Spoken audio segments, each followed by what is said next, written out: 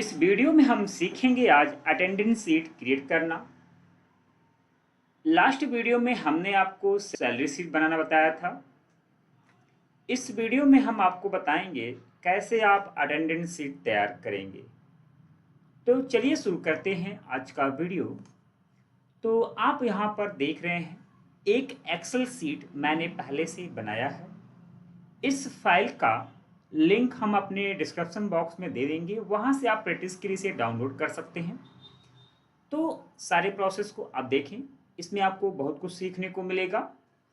तो यहाँ पर आप देख रहे हैं पहले मैंने सीरियल नंबर, तो हम आपको फिर से बता देते हैं कैसे आपको सीरियल नंबर टाइप करना है। आप 1 लिखिएगा, 2 लिखिएगा, दोनों सेल को सेलेक्ट करिएगा, इसके बाद ड्रैग करिएगा, या आप नाम को टाइप कर दीजिएगा, पिता का नाम, इसका कोड टाइप कर दीजिएगा और इसकी ग्रेजुएशन यानी पद किस रैंक पे है वो टाइप कर दीजिएगा। यहाँ पर आप डेज मंथ, चलिए हम आपको बताते हैं आपको डे कैसे टाइप करना है। तो आप लिखिएगा मंडे और ड्रैग करिएगा तो इस तरह ये डेट को फिल कर देगा। फिर से देख लीजिए, आपको टाइप करना है MON और यहाँ पे इस तरह राइट साइड में आपको ड्रैग करना है तो ये हमारा टाइप हो जाएगा। इसके बाद डेट टाइप करने के लिए काउंटिंग कैसे लिखना है, 1 लिखिएगा, यहाँ 2 लिखिएगा, दोनों सेल को आप क्लिक करिएगा तो यहाँ पे टाइप हो जाएगा। चलिए इसे हम डिलीट कर देते हैं। अब एक चीज और बता दें, यहाँ पे देखिएगा ये सिंगल सेल है और यहाँ पर ये, तो इसे कैसे करना है, तो 2 सेल को आप कैसे मर्ज करेंगे, 2 सेल सेलेक्ट करिएगा और यहाँ पर देखेंगे और ये सेल मर्ज हो जाएगा। 2 सेल में एक में करने के लिए आप मर्ज का यूज करिएगा। आपको हम बता दें, अगर आप 2 या 2 से अधिक सेल को मर्ज करते हैं तो सिर्फ पहले वाले सेल का डेटा ही आपको मिलेगा, बाकी सेल का डेटा डिलीट हो जाएगा। तो देख लीजिए, फॉर एग्जांपल अगर हम इन चारों सेल को मर्ज करते हैं तो पहले सेल का डेटा आपको मिलेगा और बाकी सेल का डेटा डिलीट हो जाएगा। अगर आप अनमर्ज भी करेंगे तो डेटा आपको वापस नहीं मिलेगा, सिर्फ सेल अनमर्ज होगा। हाँ, अभी आप Ctrl Z करेंगे तो डेटा आपको वापस रिकवर हो जाएगा। तो ये हो गया 2 या 2 से अधिक सेल को मर्ज करना। सेल को सिलेक्ट करिएगा, मर्ज कर लीजिएगा। इसके बाद जब आप यहाँ पर डेट और टाइम को आप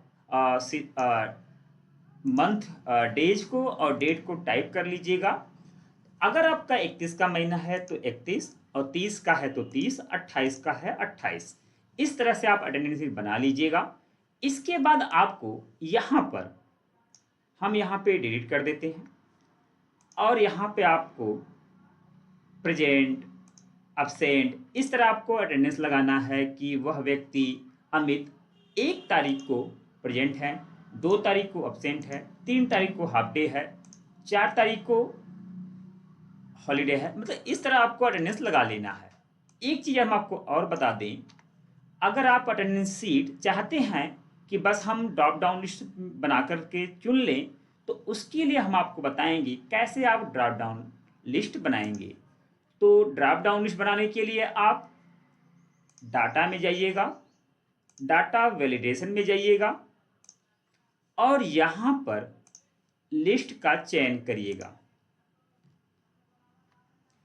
डेटा, डाटा वैलिडेशन और लिस्ट, और यहाँ पर प्रेजेंट, कामा, अब्सेंट, कामा, लीव, कामा, हॉलीडे, इन फील्डों को आप बना लीजिएगा। Holiday, half day. तो इस तरह यहाँ पे हम देख रहे हैं हमारा ड्रॉप डाउन लिस्ट बन चुका है। अगर मुझे अटेंडेंस लगाना है कि अमित 1 तारीख को प्रेजेंट है, अब्सेंट है, हाफ डे लिए हैं, लीव लिए हैं, तो हम इस तरह से कर सकते हैं। बाकी सेल के लिए आप अगर करना चाहते हैं तो दोबारा आपको डाटा और डाटा वैल्यूएशन में जाने की आवश्यकता नहीं है। आप यहां से ड्रैग करिएगा और आप देख रहे हैं यहां पर ड्रॉप डाउन लिस्ट सभी कॉलम में बन चुका है। इसी तरह नीचे ड्रैग कर दीजिएगा और इसी तरह आप सभी सेल पे ड्रॉप डाउन लिस्ट लगा सकते हैं। तो इस तरह सभी सेल पे ड्रॉप डाउन लिस्ट लग चुका है। इस तरह हम जिस डेट को जो व्यक्ति प्रेजेंट रहेगा तो हम यहाँ पे प्रेजेंट लगाएंगे, जिस डेट पे अब्सेंट रहेगा तो अब्सेंट लगाएंगे। तो यहाँ पे आप इनकी हर डेट की अटेंडेंस लगा दीजिएगा, प्रेजेंट चाहे अब्सेंट चाहे हाफ डे चाहे leave.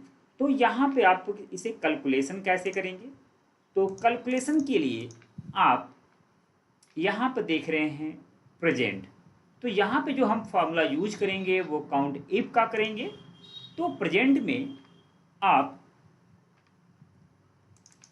Equal to count if range और क्राइटेरिया। तो हमें G5 रेंज ए के G5 से यानी यहाँ से G5 से हमें यहाँ तक देना है, कामा P। तो इस तरह हम फॉर्मूला यूज करके इक्वल टू काउंट इफ, इसे हम एक बार यहाँ करके आपको दिखा देते हैं। तो इक्वल टू COUNT, जैसे ही फॉर्मूले पे आइएगा टैब प्रेस करिएगा तो आपका फॉर्मूला ले लेगा। अब आपको रेंज मांग रहा है तो यहाँ से यहाँ तक आप पूरा रेंज 31 दिनों का रेंज दे दीजिएगा, कामा लगाइएगा, स्ट्रिंग का प्रयोग करिएगा। अब आपको जो चीज काउंट करना है, जैसे मुझे प्रेजेंट काउंट करना है तो मैं स्ट्रिंग में प्रेजेंट P लिख दूंगा और P को मैं काउंट कर दिया। तो आप देख रहे हैं कि 25 डे हमारा प्रेजेंट हुआ है। इसने संडे को अभी छोड़ा हुआ है, यानी सिर्फ जिसने इसने P लगा है उसको काउंट कर दिया। इसी तरह हम बाकी भी हाफ डे के लिए H, हाँ ध्यान दीजिएगा कि हाफ डे जो होता है हाफ डे की सैलरी होती है, तो आप 0.5 से मल्टीप्लाई कर दीजिएगा, 0.5 सब कुछ सेम रहेगा, equal to count if range comma criteria और 0.5। और यहाँ पे आपका जो हाफ डे निकल के आएगा, देखिए यहाँ पर इस व्यक्ति ने एक दिन का हाफ डे लिया है। अगर हम यहाँ हाफ डे की संख्या बढ़ाते हैं तो यहाँ देखिए 1 हो गया, यानी कि हाफ डे और हाफ डे 2 दिन हाफ डे हो गया तो एक दिन की सैलरी हो जाएगी। तो ये तो कॉन्सेप्ट यहाँ पे हो गया। अब्सेंट के लिए भी सेम देख लीजिएगा, रेंज और क्राइटेरिया, और आपको ए निकालना है। और ऑफ, तो ऑफ के लिए क्या करना है, इसमें कुछ नहीं वैल्यू भरा है। तो आप यहाँ पर देख रहे हैं कि काउंट इफ रेंज और क्राइटेरिया, और क्राइटेरिया में आप कुछ टाइप मत करिएगा, बस रेंज लगा दीजिएगा तो आपका क्राइटेरिया। अब चलते हैं टोटल निकालने के लिए। टोटल मतलब 25 और 4 29। देखिए कैसे करना है, तो यहां से चारों सेल को आप प्लस कर दीजिएगा, AM, AN और AP, इन चारों को काउंट कर दीजिएगा। इसके बाद यहां पे देखिए टोटल आया है, यहां पे देखिए टोटल आया है, और यहां पे 26 और 4 30, और ये अब्सेंट एक दिन है। और यहां पर देखिएगा 25 4 29 और ये 30, यानी कि यहां से हम इन चारों सेल को जोड़ देंगे तो इसको ये हो जाएगा हमारा टोटल अटेंडेंस। अब इस अटेंडेंस सीट को हम कैसे सैलरी सीट पे ले जाएंगे, तो इसे ले जाने के लिए हम, मान लीजिए हमारा सैलरी सीट अगले पेज पे यहाँ पे है, तो यहाँ पर आप इक्वल टू करिएगा, इस सीट पे आइएगा और यहाँ पर क्लिक कर दीजिएगा, इंटर प्रेस कर दीजिएगा और इसको ड्रैग कर दीजिएगा। तो ये हो गया अटेंडेंस सीट की सैलरी यहाँ पर ला सकते हैं। तो ये था हमारा आज का वीडियो। इसमें हमने आपको अटेंडेंस सीट बनाना बताया। अगर आपको ये वीडियो हमारा पसंद आए तो हमारे चैनल को सब्सक्राइब करें, साथ ही दोस्तों के साथ शेयर करें। धन्यवाद।